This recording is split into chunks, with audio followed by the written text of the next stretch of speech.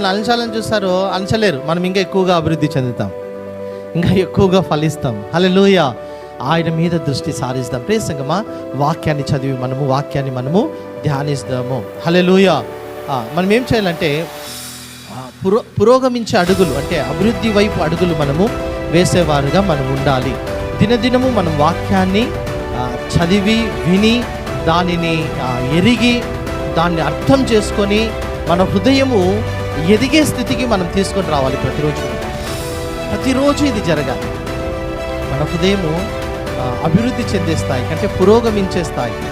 కొన్నిసార్లు చూడండి, వాక్యాన్ని మనము తక్కువగా చదువుతున్నప్పుడు కొన్ని లోతైన మర్మాలు చెప్తున్నప్పుడు కొంత అర్థం కాదు కదా, ఏం చెప్తున్నాడో ఏమో అనిపిస్తుంది.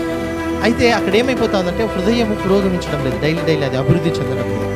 ఎప్పుడైతే ప్రతిరోజు మనం వాక్యాన్ని చదివి దాన్ని ధ్యానిస్తామో లోతైన మర్మాలు కూడా మనం అర్థం చేసుకోగలము, ఖచ్చితంగా మనం దాన్ని తీసుకోగలము. హల్లెలూయా, హల్లెలూయా. సమూయేలు దగ్గరికి వచ్చి దేవాది దేవుడు మొదటి సమూయేలు గ్రంథంలో సమూయేలు అని పిలిచాడు. సమూయేలు ఏలి దగ్గరికి పోయి లేపుతున్నాడు. ఏలి, యాజకుడు నన్ను లేపావు కదా, నేను వచ్చాను, ఏం చెప్పాను. 3 సార్లు ఇట్లా జరిగింది.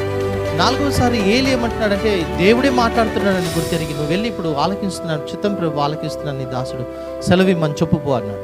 ఇప్పుడు మళ్ళీ సమూయేలు వచ్చి పడుకుంటే దేవుడు వచ్చి సమూయేలు అని పిలిచినప్పుడు చిత్తం ప్రభు ఆలకిస్తున్నాను చెప్పు అన్నప్పుడు దేవుడు మాట్లాడుతున్నాడు. ఎందుకు ప్రతి ఫస్ట్ టైమే దేవుడు సమూయేలుతో మాట్లాడినప్పుడు సమూయేలు ఏలి దగ్గరికి వెళ్తున్నప్పుడు దేవుడు సమూయేలు నేను పిలిచింది ఏలి కాదని ఆపలేకపోయాడే?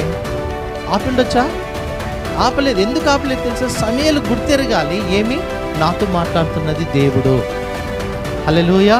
అంతవరకు దేవుడు మాట్లాడలేదు, చూడండి, చెప్పలేదు. ఎప్పుడైతే సమూయేలు ప్రభువా ఆలకిస్తున్నాను, వింటున్నాను, సెలవిమ్ము అన్నాడో అప్పుడు దేవుడు మాట్లాడడం ప్రారంభించాడు. మన హృదయ స్థితి కూడా ఎలా ఉండాలంటే దినదినము అది రోగాభివృద్ధి అంటే ఇది ఒక డిఫికల్ట్ వర్డ్ అనుకోండి, అభివృద్ధి. హల్లెలూయా. దినదినము మన హృదయం ఎలా ఉండాలి? వాక్యములో అభివృద్ధి చెందాలి. దేవుని యొక్క మర్మాలు, దేవుని యొక్క సత్యములు గ్రహించే స్థాయికి మనం రావాలి.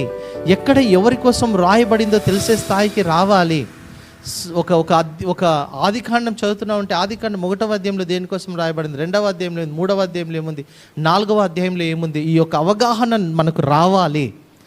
ఆ యొక్క సందర్భం గుర్తుకు రావాలి. మన యొక్క పరిస్థితుల్లో ఓహో ఈ యొక్క అధ్యాయంలో ఈ విధంగా జరిగింది, నా దేవుడు నా జీవితంలో కూడా ఇటువంటి కార్యాలు జరిగిస్తాడని ఒక అవగాహనలోనికి మనం రావాలి. వింటున్న వాళ్ళు హల్లే చెప్దామా? చూడండి, వాక్యము మన దగ్గరకు వస్తుంది, అంతే. వాక్యం మన దగ్గరకు వస్తూ ఉంది, మనము దాన్ని విని